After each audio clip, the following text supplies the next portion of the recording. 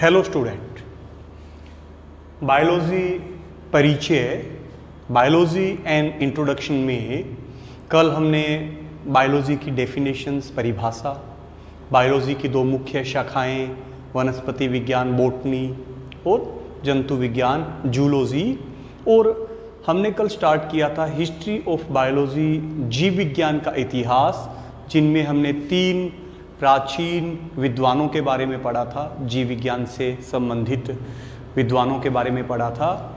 सबसे पहले हिप्पोक्रेट्स, जिन्हें फादर ऑफ मेडिसिन, औषधियों के जनक के नाम से जाना जाता है।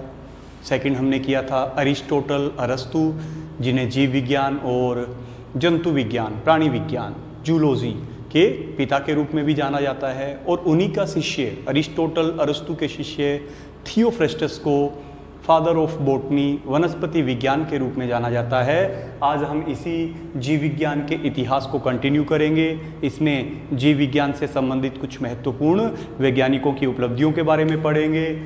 यहाँ पे है गैस्पर्ड बोहिन, 1560 से 1624। इन्होंने लगभग 6000 पादप जातियों का क्रमबद्ध अध्ययन किया। 6000 पादप जातियों का क्रमबद्ध अध्ययन किया गैस्पर्ड बोहिन ने। रॉबर्ट हुक 1665 में इन्होंने कोशिका की खोज की, डिस्कवरी ऑफ सेल। एक्चुअल में इन्होंने जिस कोशिका को खोजा था वो मृत कोशिका थी।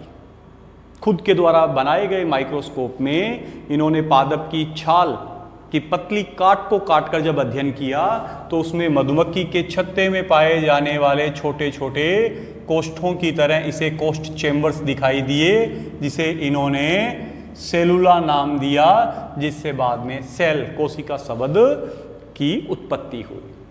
तो डिस्कवरी ऑफ सेल 1665 में रॉबर्ट हुक। एंटोनी वॉन ल्यूवेनहोक, इन्होंने जीवाणु और अन्य सूक्ष्म जीवों का, अदर माइक्रोब्स का अपनी माइक्रोस्कोप में स्टडी की। कैरोलस लिनियस जीव विज्ञान के विषय में एक महत्वपूर्ण वैज्ञानिक है कैरोलस लिनियस को, जिसको आगे हम डिटेल में भी पढ़ने वाले हैं। इन्होंने सजीवों के नामकरण की द्विनाम पद्धति, बाइनोमियल नोमेनक्लेचर का प्रतिपादन किया। जैसा कि आप सभी जानते हैं, सभी जीवों का वैज्ञानिक नाम 2 शब्दों का बना है। पहला शब्द उस जीव के वंश, जीनस को, और दूसरा शब्द उसकी जाति, स्पीसीज को व्यक्त करता है। तो जीवों के वैज्ञानिक नाम का 2 शब्दों में बने होने वाली ये जो पद्धति है, ये द्विनाम पद्धति है, बाइनोमियल नोमेनक्लेचर है, जिसका प्रतिपादन कैरोलस लिनियस ने किया। और इन्होंने पादपों का लैंगिक वर्गीकरण भी प्रस्तुत किया। लैंगिक लक्षणों के आधार पर, लैंगिक गुणों के आधार पर सेक्सुअल क्लासिफिकेशन इन्होंने पादपों का प्रस्तुत किया। इन्होंने अपनी अलग अलग पुस्तकों में 7700 पादप जातियां और 4300 के लगभग जंतु जातियों का उल्लेख किया है। अभी एक महत्वपूर्ण point, M J. Schleiden and Theodor Schwann, दोनों जर्मन बायोलॉजिस्ट थे। इन्होंने पादप और जंतु कोशिकाओं पे अलग अलग कार्य करते हुए लगभग समान निष्कर्ष निकाले, और कोशिकाओं के बारे में इन्होंने जो निष्कर्ष निकाले उनको एक सिद्धांत के रूप में प्रस्तुत किया, कोशिका सिद्धांत, जिसे सेल थ्योरी कहा जाता है। तो सेल थ्योरी प्रस्तुत करने वाले वैज्ञानिक स्लीडन और स्वान। अभी JB. Lamarck, Jean Baptiste Lamarck, इन्होंने जैव विकास, इवोल्यूशन को समझाने के लिए उपार्जित लक्षणों की वंशागति का सिद्धांत प्रस्तुत किया कि कोई भी जीव अपने जीवन काल में जिन लक्षणों को अर्जित या उपार्जित करता है, अपनी संतति के अंदर, अपनी संतानों में उन लक्षणों की क्या कर देता है, वंशागति कर देता है। हालांकि इस सिद्धांत को बाद में खंडित भी कर दिया गया, लेकिन जैव विकास को समझाने का पहला जो सिद्धांत है वो लेमार्क ने उपार्जित लक्षणों की वंशागति के सिद्धांत के रूप में प्रस्तुत किया। चार्ल्स डार्विन, इन्होंने थ्योरी ऑफ नेचुरल सिलेक्शन, प्राकृतिक वर्ण का सिद्धांत जैव विकास को समझाने के लिए प्रस्तुत किया, जो एक सर्वमान्य सिद्धांत है।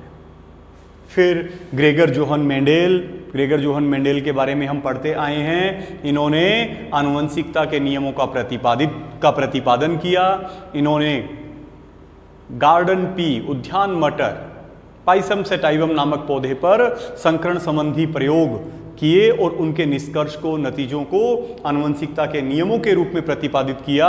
इन्हें हम फादर ऑफ जेनेटिक्स, आनुवंशिकी के पिता नाम से भी जानते हैं। तो आगे की वीडियो में हम जीव विज्ञान के इतिहास को और कंटिन्यू करेंगे।